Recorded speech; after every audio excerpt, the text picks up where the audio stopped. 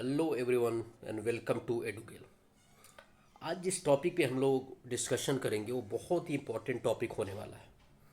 आने वाले जो 72nd जो प्रीलिम्स एग्ज़ाम जो कि आपका जुलाई में होने वाला है, उसके लिए ये जो टॉपिक है one of the most important topic होने वाला है। इसलिए इसको जो है हम लोग पूरे डिटेल में अच्छे से डिस्कस करेंगे। इस टॉपिक से हर साल जो है आपका कहीं ना कहीं 2 से 3 मार्क्स का क्वेश्चन बीपीएससी प्रीलिम्स में पूछती है, तो इसलिए ये टॉपिक और भी इम्पोर्टेंट बन जाता है। अब इस लेक्चर में हम लोग डिस्कस करेंगे बिहार का जो 2023 का फॉरेस्ट स्टेटस रिपोर्ट आया था बिहार स्टेट गवर्नमेंट का, उस पे हम लोग जो है डिस्कशन करेंगे। तो चलिए डिस्कशन स्टार्ट करते हैं।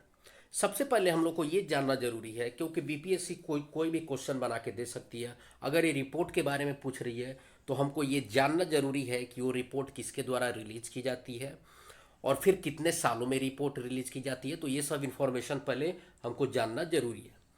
अब ये जो रिपोर्ट रिलीज की जाती है, ये रिपोर्ट रिलीज की जाती है by the ministry of environment, forest and climate change.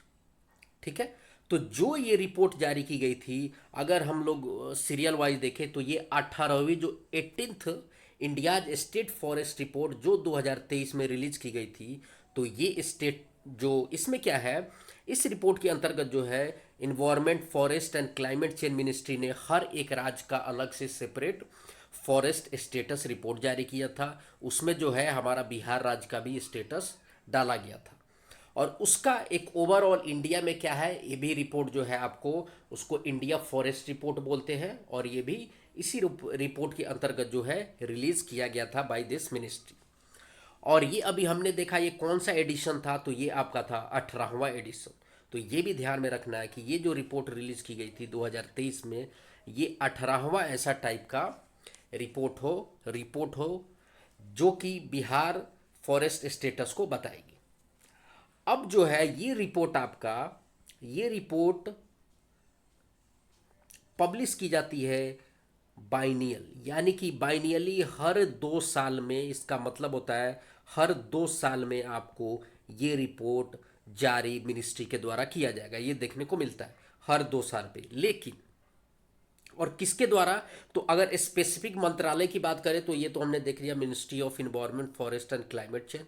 लेकिन अगर उसमें डिपार्टमेंट की बात करें तो इसी मिनिस्ट्री के अंदर एक डिपार्टमेंट आता है जिसको बोला जाता है फॉरेस्ट सर्वे ऑफ इंडिया। और यही फॉरेस्ट सर्वे ऑफ इंडिया आपका किसके अंडर काम करता है, ministry of environment, forest and climate change. और ये डिपार्टमेंट जो है स्पेसिफिकली हर 2 साल पे रिपोर्ट जारी करती है। लेकिन सवाल ये उठता है कि मैंने तो अभी बोला कि ये भाई हम लोग रिपोर्ट किसको देख रहे हैं, 2023 का। तो 2023 में अगर आया तो 2025 में फिर आना चाहिए था।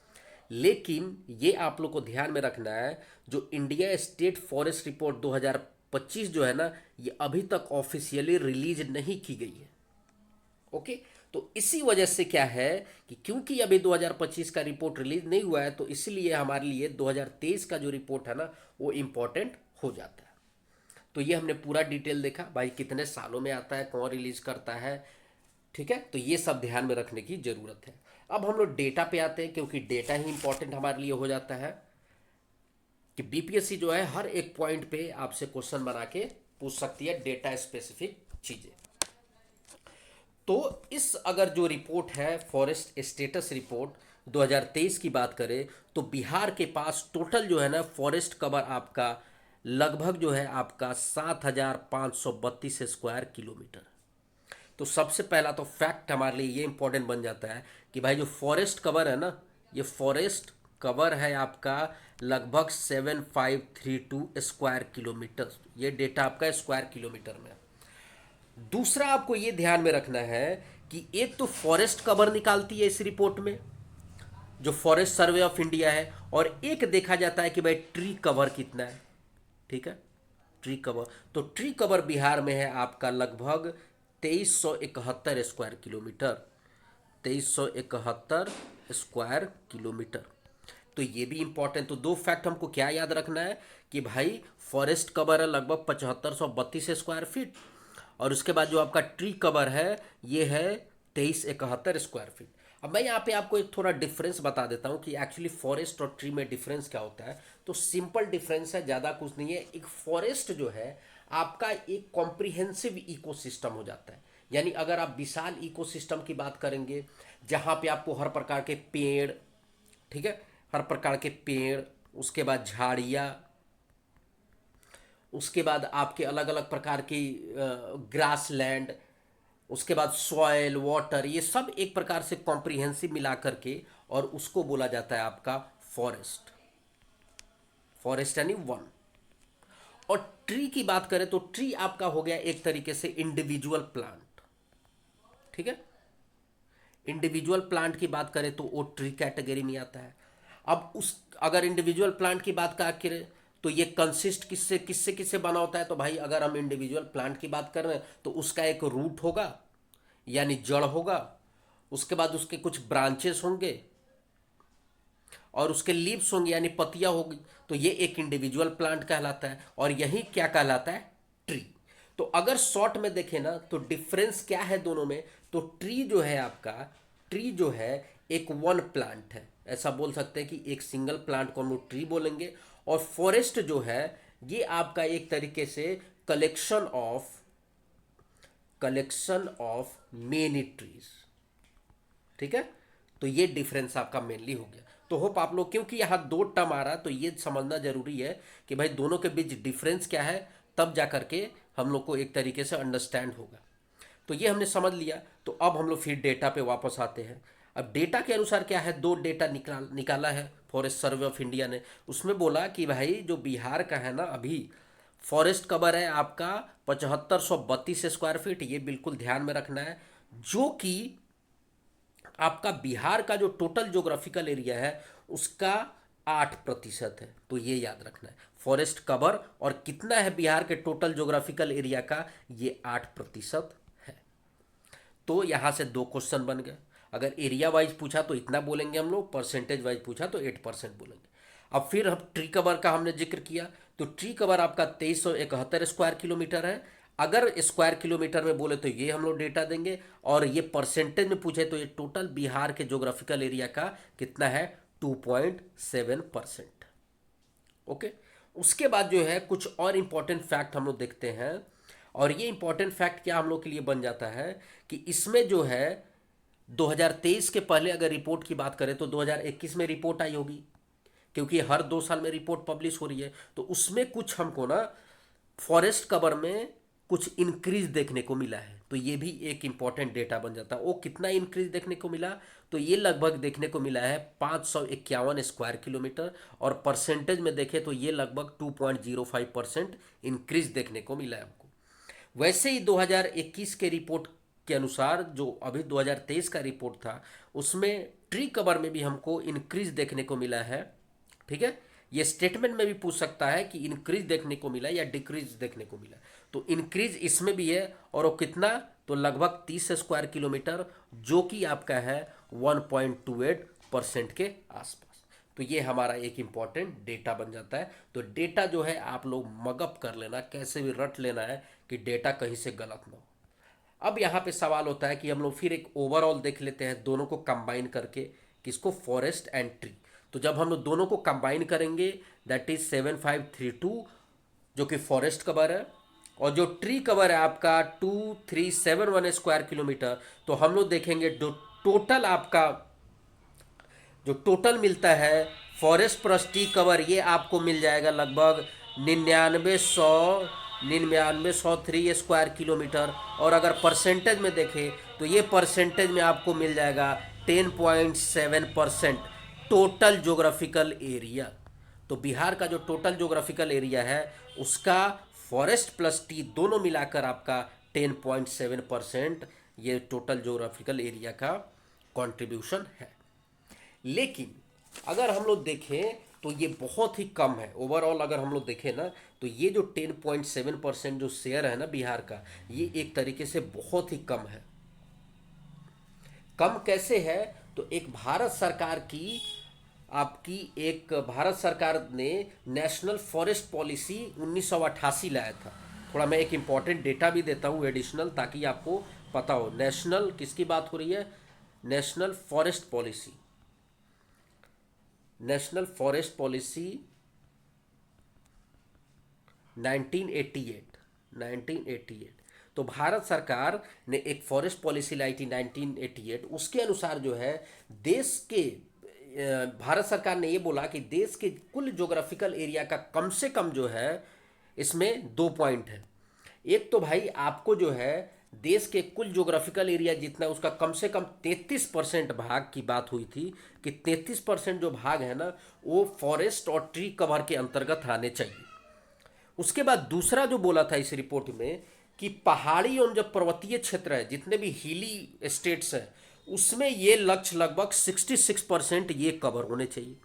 तो ये आप लोग दो डेटा याद रख सकते हैं कि ओवरऑल कितना भारत सरकार ने बोला कि भाई टोटल राज्य में ना आपको कम से कम 33% ट्री कवर होने चाहिए। और वो वैसा राज्य जो हिली स्टेट है, जो पहाड़ियों पे बसा हुआ है, जहाँ पहाड़ भरे पड़े हैं, वहाँ ये जो है ना ये कवर 66% होने चाहिए। लेकिन अगर हम लोग नेशनल लेवल पे भी देखें तो नेशनल लेवल पे भी ये अभी जो 33% का टारगेट है उससे हम लोग काफ़ी पीछे हैं। और अभी हम लोग कितने हैं, तो अभी लगभग देखिए ओवरऑल इसमें हम किसकी बात कर रहे हैं, फॉरेस्ट प्लस टी, किसके नेशनल लेवल पे बात कर रहे हैं, तो फॉरेस्ट प्लस टी कवर देखें तो ये दोनों को मिला करके ना लगभग आपका 25.17% ये आपका शेयर टोटल ज्योग्राफिकल एरिया का इतना परसेंट ही आपका वन क्षेत्र है। और ये अगर बिहार में देखें तो लगभग 10.7%, जो कि काफ़ी, अगर इंडिया के ओवरऑल से देखें तब तो काफ़ी छोटा है। और अगर जो टारगेट रखा है उससे देखें तब तो और ज़्यादा छोटा, मतलब और ज़्यादा कम यहाँ पे फॉरेस्ट का परसेंटेज है टोटल ज्योग्राफिकल एरिया का। तो उस पर जो है ना ये बिहार सरकार को, बिहार के यहाँ रहने वाले लोगों को हमको कंसर्न देखना चाहिए कि नहीं, एक कंसर्निंग अलार्मिंग सिचुएशन है। इसलिए जो है डिफॉरेस्टेशन कम करना होगा और हमको लार्ज स्केल पे जो है ना ये चीज़ें हमको पेड़ पौधे लगाने होंगे, ताकि ये जो गवर्नमेंट का 33% का जो एक टारगेट सेट किया गया है उसको हम लोग कम से कम उतना नहीं तो जो नेशनल लेवल का जो है 25.17%, उसको तो कम से कम हम लोग उसके नज़दीक तो पहुँचे। ठीक है, तो ये बहुत ज़रूरी है। तो ये हमने पूरे डिटेल में एक डेटा देख लिया नेशनल लेवल पे क्या है कैसा, ये चीज़ क्लियर हो गया। अब हम लोग क्या है, अब क्योंकि बिहार की बात कर रहे हैं तो बिहार के अलग अलग स्टेट, उसके बाद क्या अलग अलग फॉरेस्ट कैटेगरीज है, कौन कौन से ऐसे राज्य हैं जहां अलग अलग प्रकार के मिलते हैं, ये सब हम लोग डिटेल में और देखते हैं। तो जो हमारा फर्स्ट टॉपिक हो जाता है ना, फर्स्ट टॉपिक हो जाता है कि हम लोग क्या देखेंगे, अब टॉप 3 डिस्ट्रिक्ट देखने वाले हैं जहां पे फॉरेस्ट कैटेगरीज देखने को मिलता है। अब यहाँ पे 4 प्रकार की कैटेगरीज दी गई है। ठीक है, और एक कैटेगरीज कौन कौन से है, तो एक तो हम लोग देखेंगे टोटल फॉरेस्ट कवर, उसके बाद एक फॉरेस्ट कवर जो आपके फॉरेस्ट कैटेगरी में वेरी डेंस फॉरेस्ट आता है, फिर उसके बाद मॉडरेटली डेंस फॉरेस्ट और एक ओपन फॉरेस्ट। उसमें हम लोग देखेंगे कि टॉप 3 जो स्टेट है ना वो कौन कौन से ऐसे बिहार के टॉप 3 डिस्ट्रिक्ट। ओके, तो सबसे पहले तो हम लोग ये कैटेगरी की बात हो रही है वो जानेंगे कि भाई टोटल फॉरेस्ट कवर का मतलब क्या होता है। मैं यहाँ पे बात कर रहा हूँ वेरी डेंस फॉरेस्ट, उसका मतलब क्या होता है। उसके बाद जो है हम लोग डिस्ट्रिक्ट पे जंप करेंगे और देखेंगे कि कौन से टॉप 1, 2 और 3 हैं। तो अगर मैं बात करूं कि भाई टोटल फॉरेस्ट कवर, तो टोटल फॉरेस्ट कवर का मतलब होता है कि वह कुल क्षेत्र जहां पेड़ों की जो कैनोपी है, किसकी बात कर रहा हूं मैं, टोटल फॉरेस्ट। तो ये ऐसा जगह होता है जहां पेड़ों की कुल जो कैनोपी का घनत्व होता है, यानी कि जो आपका कैनोपी डेंसिटी होता है ना, कैनोपी डेंसिटी या तो 10% हो या उससे अधिक हो, या उससे अधिक। ठीक है, तो वैसे को हम लोग क्या बोलते हैं, टोटल फॉरेस्ट कवर। ठीक है, अब उस टोटल फॉरेस्ट कवर की बात करें तो सबसे जो टॉप डिस्ट्रिक्ट आता है बिहार का वो कैमूर है। इस पर बीपीएससी ने ऑलरेडी क्वेश्चन पूछ रखा है, तो ये आप लोग को याद रखना है। तो टोटल फॉरेस्ट कवर में हम लोग देखें ना तो ये कैमूर सबसे टॉप करने वाला जिला है। वहाँ पे टोटल जो है आपका स्क्वायर किलोमीटर में सब डेटा है, तो सबसे ज़्यादा square kilometre total forest cover में आपको कैमूर जिले में देखने को मिलेगा। उसके बाद सेकंड में वेस्ट चंपारण हो जाता है और थर्ड में जो है आपका रोहतास हो जाता है विद द 668.06 स्क्वायर किलोमीटर। फिर अगर कैटेगरी नेक्स्ट देखें तो वेरी डेंस फॉरेस्ट की बात करें हम लोग, तो वेरी डेंस फॉरेस्ट में, अच्छा सबसे पहले तो ये देख लेते हैं हम लोग वेरी डेंस फॉरेस्ट का मतलब क्या होता है। तो वहां पे वेरी डेंस फॉरेस्ट में जो कैनोपी डेंसिटी होती है ना, जो कैनोपी डेंसिटी होती है वो आपका 70% से अधिक होती है। तो अगर कैनोपी डेंसिटी यानी कैनोपी घनत्व 70% से ज़्यादा है जिस वन क्षेत्र में, तो उसको हम लोग बोल देंगे कि ये जो है ना फॉरेस्ट वेरी डेंस फॉरेस्ट है। अब एक सवाल होता है, मैं बार बार बोल रहा हूँ कैनोपी डेंसिटी इतना हो, कैनोपी डेंसिटी इसमें मैंने 10% बोला या उससे अधिक बोला, ये सब चीज़ें मैं बोल रहा हूँ। तो आखिरकार ये भाई कैनोपी डेंसिटी होती क्या है, तो इसको भी थोड़ा हम लोग समझ लेते हैं। तो कैनोपी डेंसिटी का मतलब आपको मैं सिंपल बताऊं, कैनोपी डेंसिटी यानी कैनोपी घनत्व। तो ये किसी वन क्षेत्र को अगर आप ऊपर से देखते हैं, ये मान लीजिए बहुत सारे वन क्षेत्र हो गया, ये वन हो गया, ये पेड़ पौधे हो गए, ये ग्रास लैंड हो गया, ठीक है। तो अगर आप इसको ऊपर से देख रहे हैं तो देखने पर पेड़ों की जो ब्रांचेस होते हैं, जो उसके लीव्स होते हैं, पत्तियां होती है, उसके द्वारा जो ढकी हुई भूमि का प्रतिशत कैनोपी डेंसिटी कहलाती है, ठीक है। अगर और मैं सिंपल वर्ड में बोलूं तो ये कैनोपी डेंसिटी यह बताता है कि वन की जमीन का कितना भाग पेड़ों की ब्रांच और लीफ से ढका है। यानी कैनोपी डिस्टेंस क्या बताता है कि जो वन का जमीन, ये मान लीजिए पूरा जमीन ही होगा और उस पर क्या है, ग्रास लैंड उगे हुए हैं, बड़े बड़े पेड़ है, उसके बाद छोटे छोटे भी पेड़ है। तो ये घना तो ये बताता है कि वन का जो जमीन है ना वो कितना भाग, उसका कितना भाग ये पेड़ों के ब्रांचेस होंगे या उसकी पत्तियां होंगी उससे ढका हुआ है, और वही कैनोपी डेंसिटी कहलाता है। तो मैंने वेरी डेंस फॉरेस्ट में क्या बोला कि वेरी डेंस फॉरेस्ट में आपका जो कैनोपी डेंसिटी होता है ना वो आपका 70% से अधिक होता है। तो जहां 70% से अधिक होगा यानी 70% से तक भूमि आपको नहीं दिख रही है, तो ये इस कैटेगरी में हम लोग उस फॉरेस्ट को डालेंगे। तो होप आप ये जो पॉइंट है ना क्लियर हो गया होगा, अब हम लोग समझ गए कैसा क्या है कैनोपी। तो सेकंड कैटेगरी क्या था जो हम लोग अभी देख लेते हैं, वेरी डेंस फॉरेस्ट, और इसमें किसकी बात की गई थी, तो मैं कैनोपी डिस्टेंस को डेंसिटी को सॉरी सीडी से लिखता हूँ। तो यहाँ अगर 70% से अधिक हो तो उसको हम लोग बोलेंगे कि भाई वेरी डेंस फॉरेस्ट है, और उस मामले में जो है ना वेस्ट चंपारण सबसे टॉप डिस्ट्रिक्ट है। तो ये आपको याद रखना है। टॉप 2 में आता है, सेकेंड स्थान पे मुंगेर और थर्ड पे आता है जमुई। ये डेटा मोस्ट इंपॉर्टेंट। वैसे ही मॉडरेटली डेंस फॉरेस्ट की बात करें तो सिंपली जो इसमें सब जो कैनोपी डेंसिटी से ही हम लोग फाइंड कर रहे हैं कि उस फॉरेस्ट में की कौन सी कैटेगरी है। तो अगर इसकी बात करें तो ये आपका अगर कैनोपी डेंसिटी आपका 40 से 70% है ना, तो उसको हम लोग बोलेंगे कि वो भाई जो है ना मॉडरेटली डेंस फॉरेस्ट है, और उस कैटेगरी में वेस्ट चंपारण फिर से टॉप करता है। उसके बाद फिर आपका कैमूर हो जाएगा और फिर आपका जमुई हो जाएगा। ओके। फिर जो नेक्स्ट कैटेगरी ओपन फॉरेस्ट का है, ओपन फॉरेस्ट में आपको जनरली जो कैनोपी डेंसिटी होती है अगर वो 10 से लेकर के और 40% तक रहेगी तो हम लोग बोलेंगे कि ये जो फॉरेस्ट है ना ये आपका ओपन फॉरेस्ट में आएगा। और उस हिसाब से देखें तो जो टॉप करता है डिस्ट्रिक्ट वो है आपका कैमूर। तो कैमूर में सबसे ज़्यादा आपको ओपन फॉरेस्ट देखने को मिलेगा। तो ये जो डेटा है ना, ये जो सेकंड पोजीशन और थर्ड पोजीशन इंपॉर्टेंट तो है, लेकिन ये जो मैंने टॉप 1 का जो टेबल बना के रखा है ये आपके लिए बहुत इंपॉर्टेंट हो जाता है। इसको तो आप लोग को मगअप कर लेना है, रट ही लेना है, क्योंकि डायरेक्ट बीपीएससी यहाँ से उठा करके क्वेश्चन पूछती है। तो ये तो एक कैटेगरी इसमें दिया है। एक और कैटेगरी आप लोग देख लीजिए क्योंकि आने वाले जो स्लाइड है ना उसमें उसका जिक्र मिलेगा। एक होता है श्रब, ठीक है। अब जो श्रब होता है ना एक प्रकार से छोटी मोटी झाड़ियाँ को हम लोग श्रब बोलते हैं। तो यहाँ पे कैनोपी डेंसिटी अगर 10% से भी कम हो जाए, ठीक है, 10% से भी कम हो जाए तो वैसे फॉरेस्ट एरिया को हम लोग श्रब बोलेंगे। ओके। तो ये हमने पूरे डिटेल में डिस्ट्रिक्ट वाइज देखा कि फॉरेस्ट कैटेगरीज क्या है। अब आगे जो है अब फॉरेस्ट एरिया की बात करते हैं, इसलिए मैंने यहाँ पे देखिए आप लोग, इसलिए मैंने पूरे डिटेल में समझाया कि अच्छा वेरी डेंसली फॉरेस्ट क्या होता है, मॉडरेटली, क्योंकि अब हम लोग को क्लियर हो गया होगा। तो बस ये डेटा हम लोग देखते जाएंगे। अब उस हिसाब से देखें तो फॉरेस्ट एरिया की बात हो रही है। हम लोगों ने कैटेगरी देख लिया था कि भाई वेरी डेंस एक वेरी डेंस होता है, एक मॉडरेटली डेंस होता है और एक आपका ओपन फॉरेस्ट होता है, एक फॉरेस्ट कवर होता है जहाँ 10% से ऊपर की बात हो रही थी, और एक स्क्रब होता है जहाँ 10% से नीचे की बात हुई थी 10%।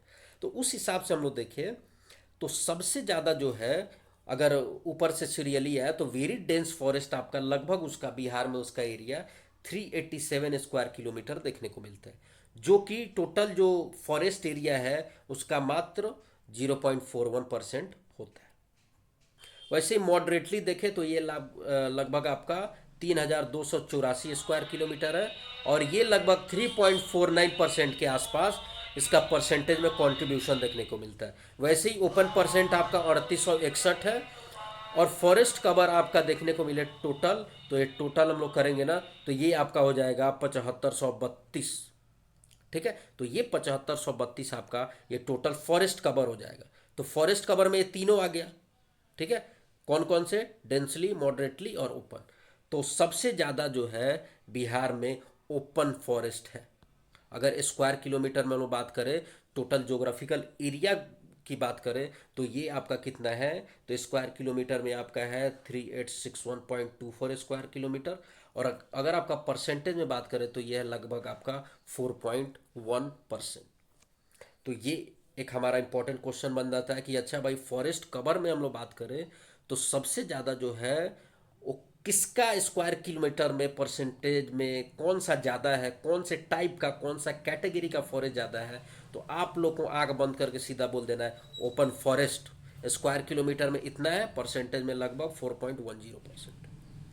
अगर स्क्रब की बात करें तो ये आपका कितना है, लगभग 260 स्क्वायर किलोमीटर, जो कि आपका बनता है 0.28% of total forest contribution in total geographical area of Bihar. तो बिहार के टोटल जोग्राफिकल एरिया का इतना परसेंट आपका स्क्रब। उसके बाद जो है आपका, ये हमने ऑलरेडी देख रखा, तो ये भी मैं एक बता देता हूँ, जो फॉरेस्ट है ट्री कवर, एक समरी में यहाँ पे लिख देता हूँ। ये मैंने ऑलरेडी फर्स्ट स्लाइड पे हमने देख लिया है। फॉरेस्ट कवर कितना था, ये आपका एक टेबल फॉर्म में मिलेगा, इसको आप लोग वैसे याद रख सकते हैं। तो फॉरेस्ट कवर था, स्क्वायर किलोमीटर की बात करें तो 7532, और परसेंटेज था आपका 8%। ट्री कवर में ऐसे ही बात करें तो ट्री कवर था आपका 2371, और परसेंटेज में था 2.7%। तो टोटल कितना था, टोटल हमने देखा था 9903 स्क्वायर किलोमीटर, और जो टोटल कितना बनता था 10.7% के आसपास।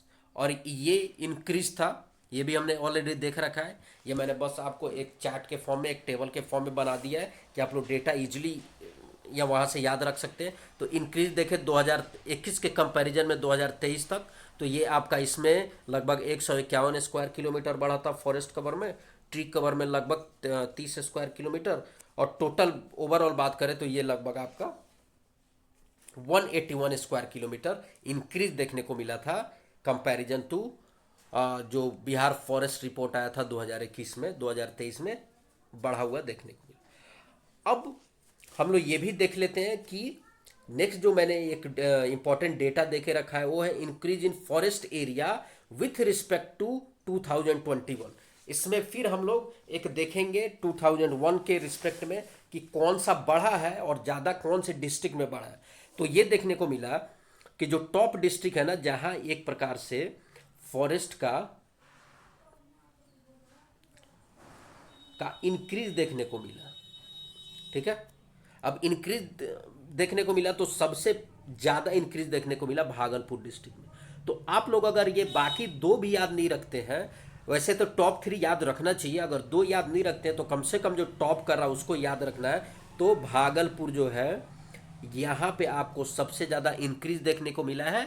और ये याद रखिएगा गया आप लोग, ये स्क्वायर किलोमीटर की बात हो रही है यहाँ पे, तो ये कितना इंक्रीज हुआ है तो ये भी डेटा हमको याद रखना है। लगभग जो है ना 33.82 स्क्वायर किलोमीटर की बढ़ोतरी देखने को मिली। और हम लोग कंपेयर किससे कर रहे हैं, ये डेटा है आपका 2023 का, और हम लोग 2021 से कंपेयर कर रहे हैं। तो 2021 से और जो 23 में डेटा आया था वो लगभग भागलपुर जिले में जो है ज़्यादा देखने को मिला। क्योंकि अभी 2025 का डेटा आया नहीं है तो इसलिए हम लोग 2023 का ही डेटा पढ़ेंगे। तो 2025 का आ जाता है 72nd एग्जाम के पहले तो जरूर इसका भी डेटा हम लोग डिस्कस करेंगे। लेकिन अभी फिलहाल जो है 2023 का ही डेटा लेकर के चलेंगे। वैसे ही 2021 के रिस्पेक्ट में ये देखते हैं कि डिक्रीज यानी कि कमी कहाँ देखने को मिली। तो कमी जो हम लोग को देखने को मिली वो कैमूर जिले में देखने को मिली। ठीक है, तो कैमूर जिले में फॉरेस्ट की थोड़ी कमी देखने को मिली 2021 की तुलना में, और ये लगभग था आपका 35.35 स्क्वायर किलोमीटर के आसपास एक कमी देखने को मिली। तो ये भी बीपीएससी बिल्कुल क्वेश्चन पूछ सकती है कि 2021 के तुलना में जो है 2023 में कौन सा ऐसा जिला है जहां फॉरेस्ट कवर जो है बढ़ी हुई इंक्रीजिंग देखने को मिले। तो ये आपका भागलपुर, और घटी कहाँ पे, कैमूर जिले में ये घटी। उसके बाद कुछ इंपॉर्टेंट और डेटा है जो हम लोग देखेंगे बिल्कुल। ये किसकी बात हो रही है, highest percentage area under forest.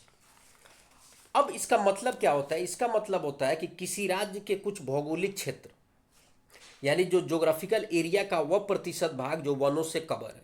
यानी मान लीजिए कि अभी हम लोग परसेंटेज में बात करेंगे, तो बिहार का कौन सा ऐसा डिस्ट्रिक्ट है जहां पे आपको परसेंटेज के हिसाब से, ये मान लीजिए कि आपका एक कोई डिस्ट्रिक्ट हो गया, ये 100 स्क्वायर किलोमीटर का है। अब उसमें हम लोग बात कर रहे हैं कि भाई वनों का जो परसेंटेज है ना वो किस में ज़्यादा है। ठीक है, तो वैसे डेटा हम, ये जो टेबल है वैसे डेटा पे हम लोग थोड़ा डिस्कस करेंगे। तो वैसे देखिए परसेंटेज वाइज ना अंडर फॉरेस्ट, जो अंडर फॉरेस्ट है तो इसमें आपको कैमूर जिला देखने को मिलेगा। ठीक है, और कैमूर जिला लगभग जो है कैमूर जिले का 30.51% एरिया है वो फॉरेस्ट से घिरा है। Most important question, most important question. ठीक है, तो इसमें हमको जिला भी याद रखना है और उसके बाद जो है आपको परसेंटेज भी याद रखना है। तो लगभग 30.51, 30.5% जो है ना कैमूर का एरिया वनों से घिरा हुआ है। तो जो अभी हमने स्टार्टिंग में देखा था कि गवर्नमेंट ने कितना टारगेट लेके रखा है, लगभग 33%। तो अगर हम लोग जो है कैमूर की अगर कंपेयर करें ना तो ये लगभग ये टारगेट को फुलफिल करता है। तो बाकी जो स्टेट है ना उनको भी ये ध्यान रखने की ज़रूरत है। अब हम लोग तो बात कर लिए कि हाईएस्ट, लोएस्ट भी देखना जरूरी है। तो लीस्ट परसेंटेज एरिया कौन सी है, तो शेखपुरा। तो जो शेखपुरा जिला है बिहार का, वहाँ पे हमको सबसे कम यानी कि 1% भी वहाँ पे फॉरेस्ट नहीं है, सिर्फ और सिर्फ 0.12% जो है ना वहाँ पे फॉरेस्ट कवर है, जो कि बहुत ही कंसर्निंग है। किसके लिए, for climate change. Climate change वहाँ तो है, ग्लोबल वार्मिंग की सिचुएशन बहुत ही एक प्रकार से बढ़ जाती होगी। तो हमको शेखपुरा डिस्ट्रिक्ट में जो है ये तो 1% भी नहीं है। ठीक है, तो ये डेटा जो है ये भी इंपॉर्टेंट आपका बन जाता है। तो हमने हाईएस्ट तो देख लिया कैमूर, लिस्ट भी पता होना चाहिए। तो ये तो है शेखपुरा, और कितना परसेंट है, तो लगभग 0.12%। उसके बाद जो है एक फॉरेस्ट इन फायर स्टैटिक्स है। ठीक है, यानी कि ये कंपेयर किया गया है कि 2022 से 23 और 23 से 24 में ना कौन से देखिए फॉरेस्ट में जंग आग कैसे लगती है, आपस में जो है दो पेड़ है वो क्या है आपस में उसके फ्रिक्शन की वजह से आग जनरेट हो जाता है, या कोई ऐसे जो ह्यूमन ग्लिचेज से भी ये चीज़ें हो सकती है। तो इसकी वजह से ना कुछ ऐसे डिस्ट्रिक्ट है और उस डिस्ट्रिक्ट में ऐसे फॉरेस्ट है जो ज़्यादा अफेक्ट हुए। तो ये ध्यान में रखना है कि 2022-23 में ये देखने को मिला कि लगभग आपका वेस्ट चंपारण में ना ये सबसे ज़्यादा 3793 जो स्क्वायर किलोमीटर है ना, ये टोटल फायर डिटेक्ट हुए। सॉरी, स्क्वायर किलोमीटर यहाँ पे हो गया आपका 1496। तो 1496 स्क्वायर किलोमीटर में लगभग आपका छोटे मोटे 3793 ऐसे फायर डिटेक्ट हुए। हालांकि उन पे जो है काबू पाया गया, कोई ज़्यादा क्षति हुई नहीं। लेकिन ये हमारे लिए एक इम्पॉर्टेंट डेटा क्या बन जाता है कि फॉरेस्ट इन फायर स्टैटिक्स में सबसे जो फायर डिटेक्टेड डिस्ट्रिक्ट है ना, ये आप लोग ध्यान में रखिएगा, वेस्ट चंपारण यानी पश्चिमी चंपारण का जो जिला है वो। ठीक है, अब एक और मैंने डेटा दे के रखा है, कुछ इन्वेसिव स्पीसीज के भी बारे में इस रिपोर्ट में आई थी। ठीक है, तो क्या है उसमें कुछ आपको याद रखने की ज़रूरत नहीं है। इसमें बस आप लोग को स्पीसीज का एक नाम याद रखना है कि लैंटाना जो कैमारा है, ये एक इन्वेसिव स्पेसीज है जो बिहार के फॉरेस्ट में पाया जाता है और इसका एरिया लगभग किलोमीटर स्क्वायर में याद रखना है। स्क्वायर किलोमीटर में कितना है वो, 550, लगभग 550 स्क्वायर किलोमीटर के। ये बाकी का जो डेटा है ये बाकी हम लोग बिल्कुल याद नहीं रखेंगे क्योंकि डेटा दे रखा था तो मैंने मेंशन किया। बस सिर्फ एक याद रखना है कि अगर मेजर इन्वेसिव स्पेसीज की बात करें, बीपीएससी अगर क्वेश्चन में पूछे तो ये सिर्फ टॉप का याद रखना है। तो टॉप में आपका सिंपल एक लैंटाना कैमरा है और जिसका हमको स्क्वायर किलोमीटर में याद रखना है एरिया, और ये कितना हो जाएगा आपका लगभग 550 स्क्वायर किलोमीटर के आसपास ये डेटा। उसके बाद जो है नेक्स्ट हमारा है forest type classification of Bihar. किसकी बात हो रही है, फॉरेस्ट टाइप क्लासिफिकेशन की बात हो रही है। अब फिर यहाँ पे हमको ये पूरा क्लासिफिकेशन देखने की ज़रूरत नहीं है, सिर्फ और सिर्फ हमको क्या देखना है कि हाईएस्ट कौन सा है। ठीक है, तो हाईएस्ट यहाँ पे जो है ना, एक जो प्लांटेशन है, ये देखिए ये अलग अलग टाइप के फॉरेस्ट दिए हुए, और ये क्लासिफिकेशन किसके बेस पे किया गया है, तो according to Indian state and forest report 2023, Bihar forest are classified under Champion and set forest classification. तो ये एक फैक्ट आप लोग याद रख सकते हैं कि जो बिहार की जो फॉरेस्ट का क्लासिफिकेशन किया गया है वो किसके आधार पे किया गया है, तो champion and set forest classification 1968, और उसके अनुसार क्लासिफाई करके लगभग बिहार के फॉरेस्ट को 14 अलग अलग टाइप में क्लासिफाई किया गया है।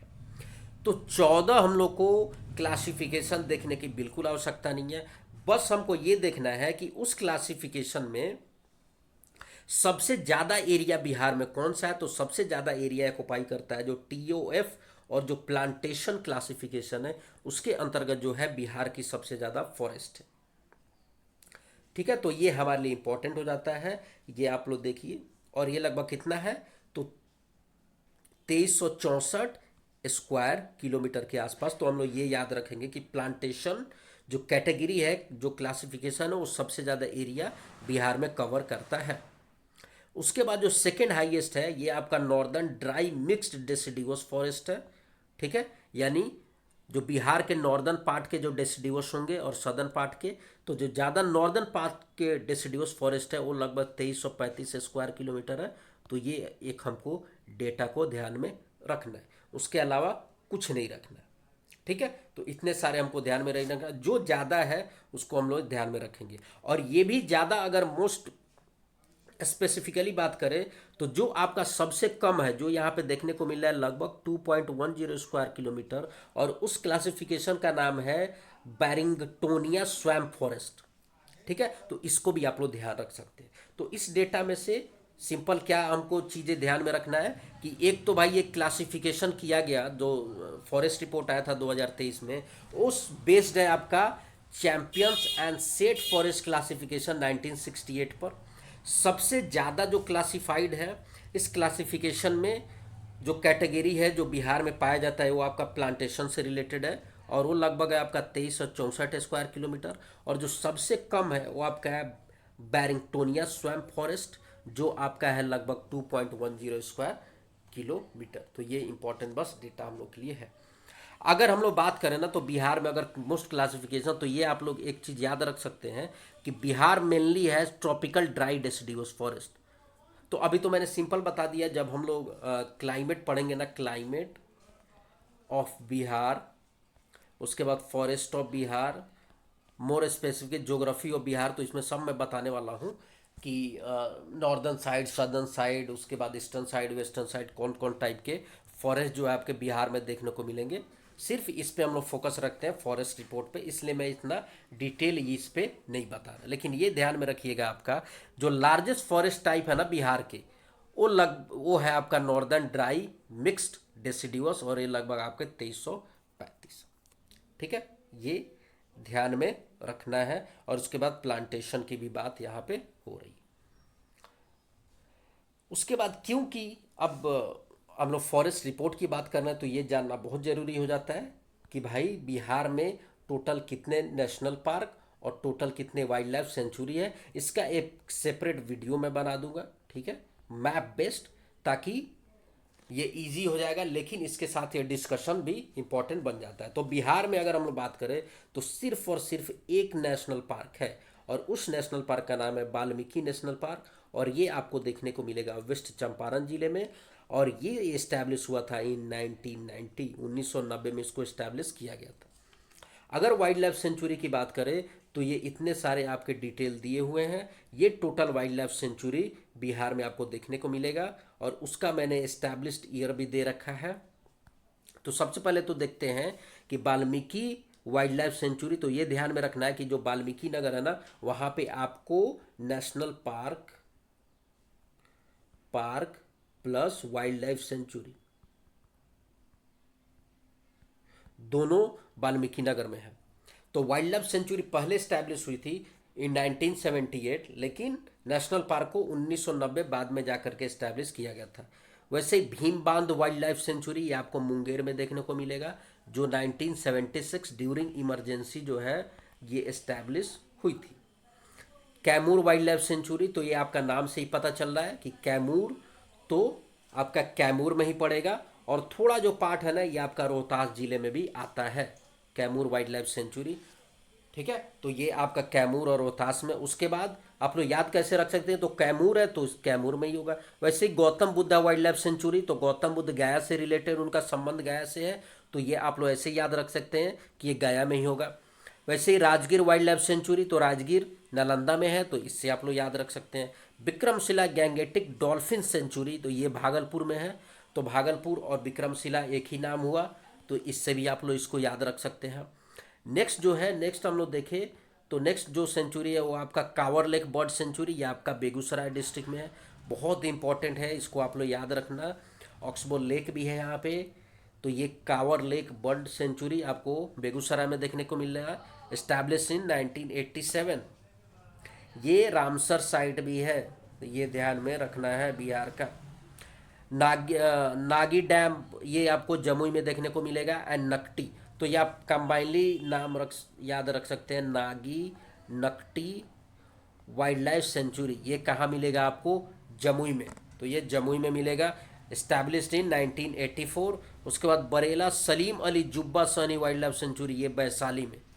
ठीक है, तो ये आप लोग कोई ट्रिक लेकर के कि भाई बरेला की बात हो रही है, उसके बाद अली जुबा की बात हो रही है, सनी, तो ये कहाँ, वैशाली में आपको सिचुएटेड मिलेगा, इस्टेब्लिश्ड इन 1997। और उसके बाद एक उदयपुर वाइल्ड लाइफ सेंचुरी आपको वेस्ट चंपारण में ही देखने को मिलेगा।